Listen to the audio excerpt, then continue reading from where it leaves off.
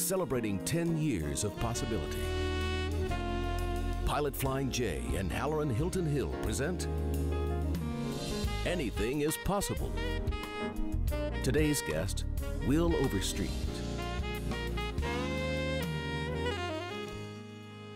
Celebrating 10 years of possibility. This is Anything is Possible. I'm Halloran Hilton Hill, and my guest today is the one and only Will Overstreet. Welcome to the broadcast. Hey, thank you for having me.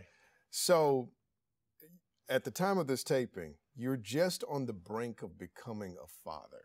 Yes. And I want to start there. We understand that it's going to be a boy. Have you chosen a name? We have. My wife and I chose Tyson.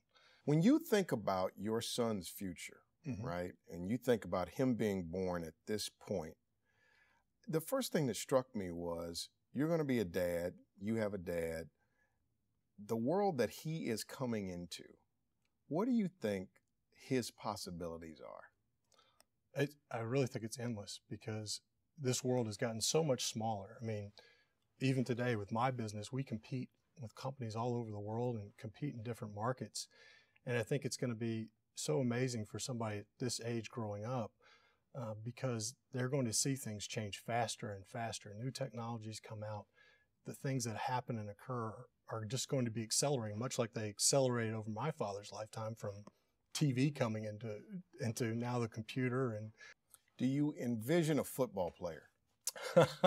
Somebody asked me that, would you want your son to play football? And I'm like, I think I do. I mean, I know there's all of the talks about, head injuries and dangers and things like that, but the benefits of being competitive, of learning how to be disciplined and going after a goal, I think for me, it changed what I could have done in life. It gave me the confidence to do things that I don't think if I hadn't have done that and I hadn't achieved some goals that I set out, I don't know if I'd had the confidence to do other things and take risk in other areas as much. What's your dad's name?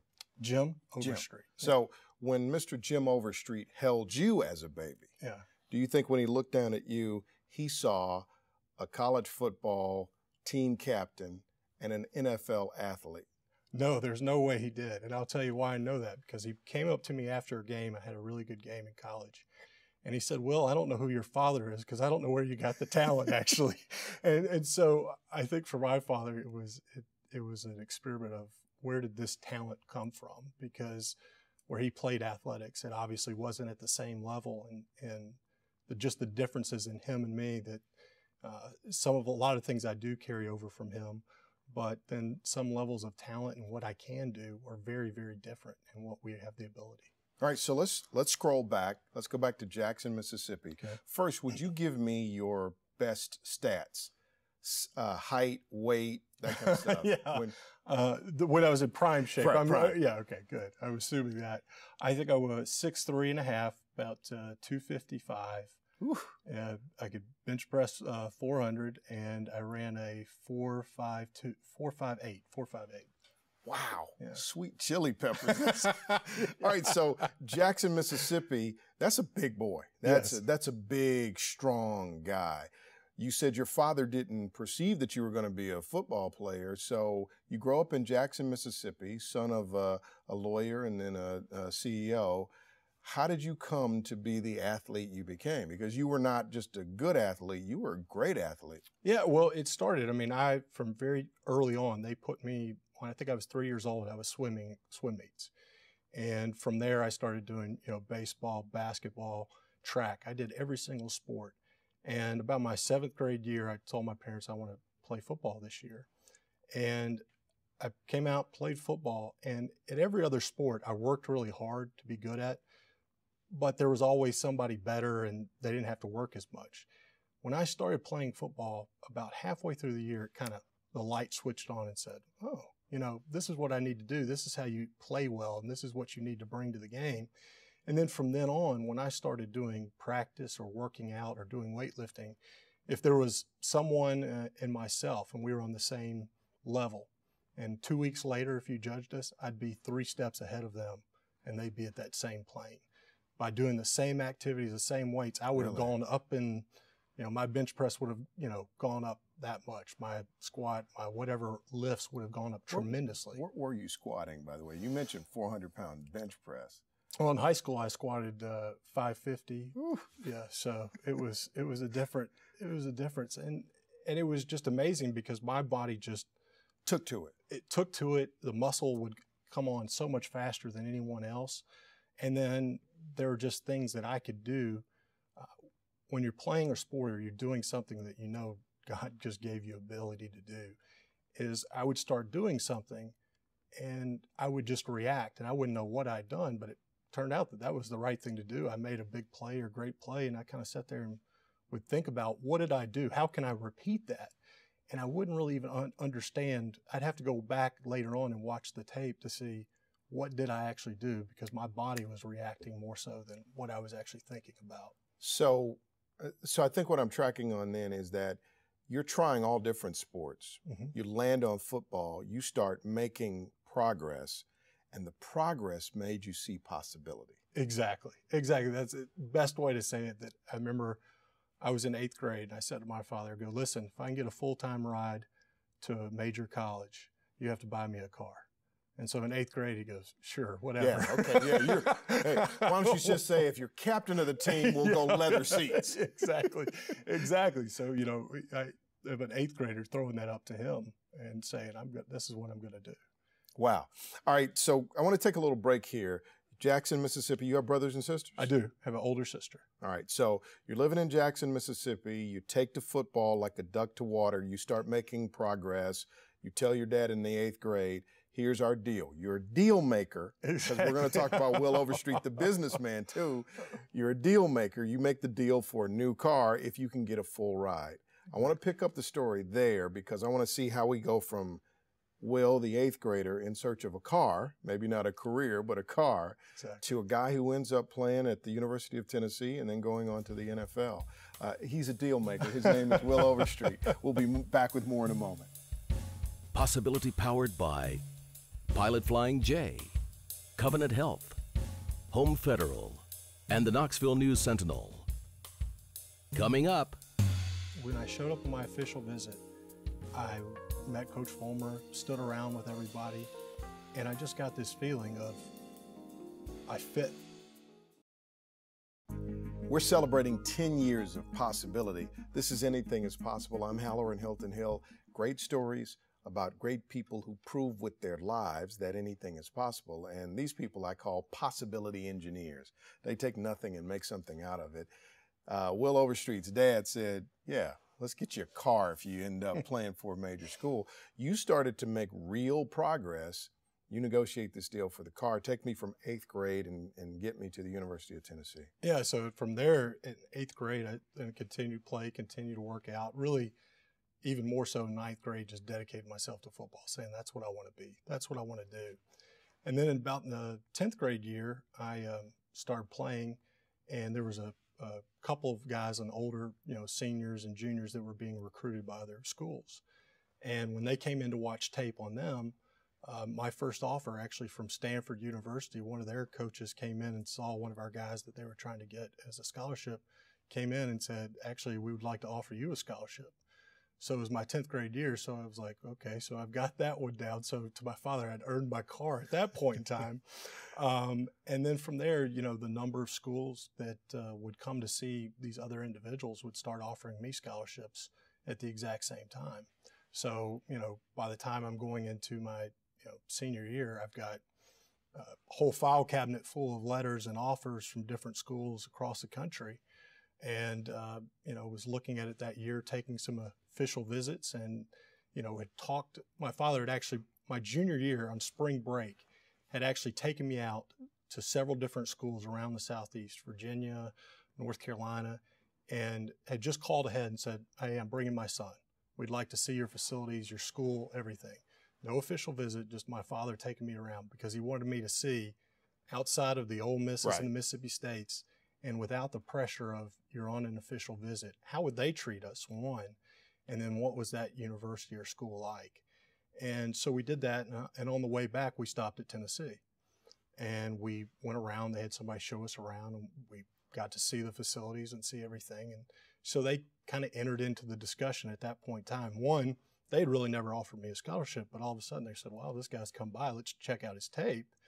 And then about early August that year, they offered me a scholarship. And so from there, throughout the year, I just took official visits to different SEC schools and made a decision. What sold you on Tennessee? That is a great question that everybody asks me. And I don't really know at the end of the day. When I showed up on my official visit, I met Coach Fulmer, stood around with everybody, and I just got this feeling of I fit with the people, fit with the culture. And at that time, after Peyton Manning had left, but Tennessee was at the top of the game, and I said to myself, I go, another school had said, hey, you're going to be the starter the day you walk on campus, and a couple of those other things from different groups. And I said, well, that's great. I can go play there and be really good there. But what if my talent is the best? What if I'm an All-American? What if I'm the best that I can be in college and one of those great athletes? Would I rather play at a school that's going to win 8 games in a great year? Or would I rather play at a school that I'm not going to be the best guy? Maybe I'm going to have to compete with several other guys, but I have the opportunity to win a national championship, to be the best at a place that the elevated pressure that you're going to have there. And I said, well, that's where I want to be the best. I want to be the best at the place that if I have that talent and I have that ability and I reach those goals, then it's going to be on the highest level. Who's going to maximize your possibility? Exactly. Yeah. All right. So what years were you at UT? 98 through 2001. 98 happened to be quite a good year to come in. Yeah, it wasn't a bad decision. After it was quickly recognized afterwards, it was the right decision. What was that like winning a national championship? Well, that year was tough, and it was a tough year for me because I was a true freshman, and so you had all the experiences of leaving home, figuring out how you work in the college atmosphere, how you play, how you measure up to guys that are much older than you, much tougher. Been in the weight room a lot longer. And when I got to start playing that year, then it became the stress of, if I make a mistake, how many millions of people see me make this mistake? And so that whole year was almost a blur to me because it was just survive to the next week, survive to the next week.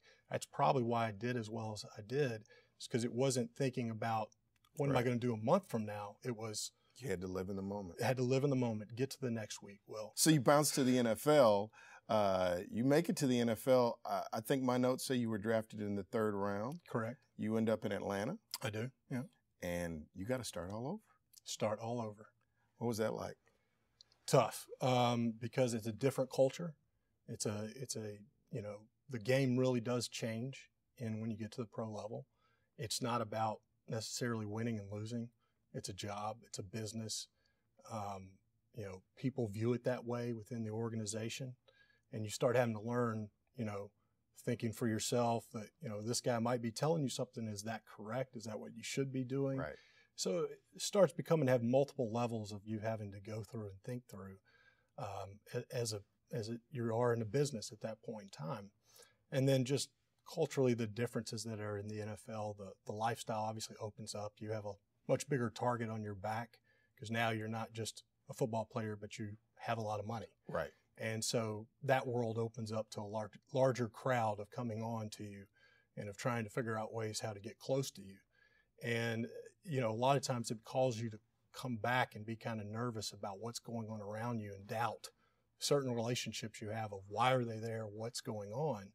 So it's a real eye-opening experience for you. And then it's the same struggles of having to learn a new playbook, learn a new position for me, and try to figure out how to be good at football at a much higher level. Will Overstreet is my guest on Anything Is Possible. We'll be back with more in just a moment. Coming up. And it was find something to do to say, I'm moving forward, I'm going to get to this point, and then I'll figure out how to get to the next point. So I'm imagining your son that is soon to come, and I'm imagining your father holding you and not knowing that he's holding an NFL star in his hands, but you start to play football, you start to develop, you're getting a real good return on investment. Right. You put your heart and mind into something, you get a return, you win. You get to college, you put your heart and mind into the work, you get a great return. You end up in the NFL, you put your heart and mind and shoulder into something, it may not turn out that way. And Right. you were getting injured, and you had to end your NFL career. I've heard more NFL guys say it's much harder to come down out of that world than it is to climb into it, trying to make that transition. Because if in the 9th grade you decided this is what I do, for us men, when we decide this is what I do, what we're really saying is this is who I am. Exactly. Does that make sense? Perfect. So walk me through that, because you get to the NFL, it's a whole different game. You're trying to learn that game, shoulder injuries, you got to tap out. Yeah, 3 surgeries in a row each year. About the time I'd get the starting job, it'd go out in a game or go out in a practice. And, you're sitting there, after one of the shoulder surgeries, it'd be a operation where you're in the hospital a day to 2 days before you get let go to go home. And then you spend 6 months, just getting back to where you were trying to be at the beginning of that. And then start the process all over again. And just mindset, just the mind games of, is this what I'm supposed to be doing? Right. Am I going to get back? And then, when you're injured like that, you start thinking about, well, what am I going to do? Right. And for the first time in your life, this is not something that you can just will. Exactly. Your name is Will. Right. You have great will, but this is one of those moments where this is not going to happen. Exactly. And when a doctor says to you, says, you need to do something else, that's what the surgeon told me. This is going to keep happening. You need to go find something else to do. That had to be a heavy moment for you. Yeah. So how'd you make that transition? Well, And it doesn't sound like it was an easy transition. And does that shake you or rock you at your core? It has to. I mean, if you talk to most NFL guys, they're exactly right. It's a whole change in your identity and saying, I now have to start over and figure out, what do I want to be? Who do I want to become? And what does it take to get there? Because I'm going to have to start over. I love what your dad said to you, because when we talked before this interview, you said, tell everybody what your dad said. I talked to my father and I kept saying, this is what I've tried to do all my whole life. I don't know what to do now, and I don't know where to go or what's going to go on. And I was like, what job did I do? There's nothing I like or enjoy or feel good at right now. And he said, Will, I don't care what you do, just do something. He said, you'll figure it out from there. But he said, don't stop, do something. Wow. I mean, even as you're talking about that right now, though, I feel like there was an emotional shift just then. What's going through your head right now? Well, when he said that, it really resonated with me that I didn't have to have the answer. I was so worried about what was the answer to that question. And that was almost paralyzing to think about, what's going on. And I really reverted back to how I told you I made it through my freshman year. It's live in the moment. And it was find something to do to say, I'm moving forward. I'm going to get to this point, and then I'll figure out how to get to the next point. And I think once I knew that, I had a place to put my energy. I had a place to point, the compass and say, I'm going there. Right. And until that point, I didn't have that. And that was the worst feeling of going, which way do I go? Or where's my destination? So tell me about your business now. Business now, Voices Heard Media. We started almost 5 years ago, and really came out of my experience as an athlete, and then when I did radio and TV broadcasting. And when I was going through the MBA program, I started thinking about, what could I build as a company? What could I add value? And when I did that, I started thinking about my experiences as an athlete, and then in the TV and broadcasting world. And I realized, audience, fans, they wanted to communicate with me. They wanted to get to know me. And from my experiences as an athlete, I realized that after a practice, a game, if I talked to somebody 20 seconds, they would come to other events of mine. They would have bought my jersey, my football for me to sign. And if I heard how they talked about me to anybody, all their friends and other people, you would have thought we had gone to high school together and we'd grown up together. And I said, wow, that's a powerful thing. Being in the media or being an athlete, people want to reach out and feel like they have a relationship. If I can figure out a way so that a celebrity or whoever it is can connect to thousands of people in that way and scale that relationship, then I'll add value. That'll be tremendously valuable for the people that I work with. And so we set out, even while I was in my MBA program, I researched it, filed a patent that just got approved this last year, and went out to build this business. And the only way we could build it was by doing something in software, and I knew nothing about software, but I said, you know what, I'll go find the people that can do it. And we started down that way and just kept working and saying, what's it going to be? And, you know, before you know it, you've got a first little something that works and does what you want it to do. And then you add a customer, and then the customer tells you, well, if you could do these 3 things better, that would be a better solution for us. And all of a sudden you add another customer and another customer, and you start learning, you know, the goods and the bads and what you shouldn't do and what you should do. And, you know, all of a sudden we looked up one day and, you know, we have Fox Sports and Scripps and several other companies out there using our stuff, and, you know, looking at how many people we, you know, reach each month of, you know, 20 million unique people. You reach 20 million unique people a month. 20 million unique people hit a website with one of our applications and interact with it or see it. Good gracious. And yeah, and you start looking at that and you're just like, well, how did we get here? Before you get away, I would love for you to do this. Give your wife a shout out. Jennifer, love you. 7th anniversary today, by the way. Happy anniversary. On the day of this taping, 7th anniversary. And then I would like for you to counsel your son. Son, here's what I've learned about life and possibility. Dream big. Go for more than you think you can. The quote that I always liked was, shoot for the stars and maybe you land on the moon. And then from that, you never know what you can do, and you can't take the ups and the downs and get too excited about the ups or too lows about the downs, because there's the old saying, you're never as good as somebody says you are, and you're never as bad as they say you are. But keep going, do what you think is going, have perseverance, and eventually it works out for you. That's good. That's a great possibility story. And son, if you need a shoulder to cry on, you're crying because you're so happy. 20 million views a month.